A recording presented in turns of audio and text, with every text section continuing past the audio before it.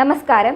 Tirurangadi today news അപ്ഡേറ്റ്സിലേക്ക് സ്വാഗതം. സ്വർണ്ണ സമ്പാദ്യം ഇനി തൂബയ്ക്കൊപ്പം 40ാം വാർഷികാഘോഷത്തോടനുബന്ധിച്ച് നഞ്ചിപ്പിക്കുന്ന ഗോൾഡൻ സ്കീമുകൾ. മാസ നിക്ഷേപ പദ്ധതി മുതൽ പ്രത്യേക മംഗല്യാൻ സ്കീമിലൂടെ പണിക്കൂലിയില്ലാതെയും പണിക്കൂലിയിൽ കിഴിവുകളോടെയും രജിസ്റ്റർ ചെയ്യാനും കൂടുതൽ അറിയാനും 9084 നിങ്ങളുടെ ഇഷ്ട സ്വർണ്ണമണിയാം ഇഷ്ടം പോലെ. 2 യുവതികൾ മാത്രമടങ്ങുന്ന കുടുംബത്തെ ഭവന നിർമ്മാണ ബോർഡ് അധികൃതരും ഗ്രാമപഞ്ചായത്തും ചേർന്ന് അനധികൃതമായി വീട്ടിൽ നിന്നും കുടിയൊഴിപ്പിച്ചതായി പരാതി. മലപ്പുറം പ്ലാനിംഗ് സെക്രട്ടേറിയറ്റ് കോൺഫറൻസ് ഹാളിൽ നടന്ന വിവരാവകാശ കമ്മീഷന്റെ തെളിവെടുപ്പിലാണ് കോഴിക്കോട് ചേളന്നൂർ സ്വദേശിനി പരാതി നൽകിയത്.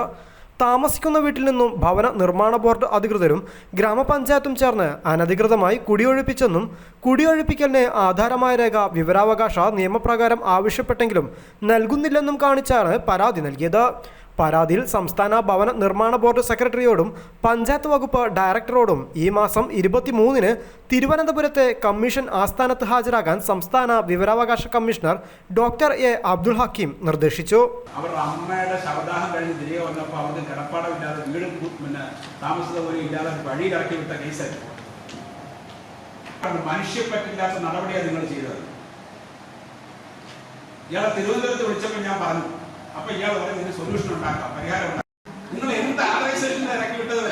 ഇറക്കി വിടാൻ അവരെന്നില്ല. അമ്മയുടെ ശവദാഹവുമായി ബന്ധപ്പെട്ട് കോവിഡ് സമയത്ത് കല്യാണം കഴിക്കാത്ത 2 മുതിർന്ന പെൺപിള്ളേരെ സംസ്ഥാന ഭവന നിർമ്മാണ ബോർഡിന്റെ രാജീവ് ദശലക്ഷം പാർപ്പിട പദ്ധതി വഴി കോഴിക്കോട് ചേളന്നൂർ ഗ്രാമപഞ്ചായത്തിലെ അമ്മയും 2 പെൺമക്കളും അടങ്ങുന്ന ദരിദ്ര കുടുംബത്തിന് നിർമ്മിച്ചു നൽകിയതായിരുന്നു ഈ വീട്.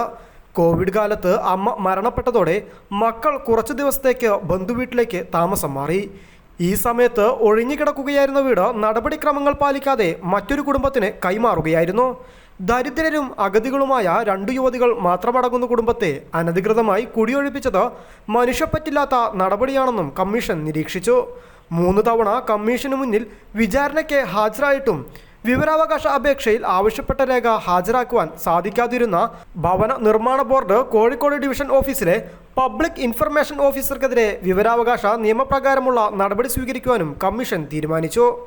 News desk, Malappuram.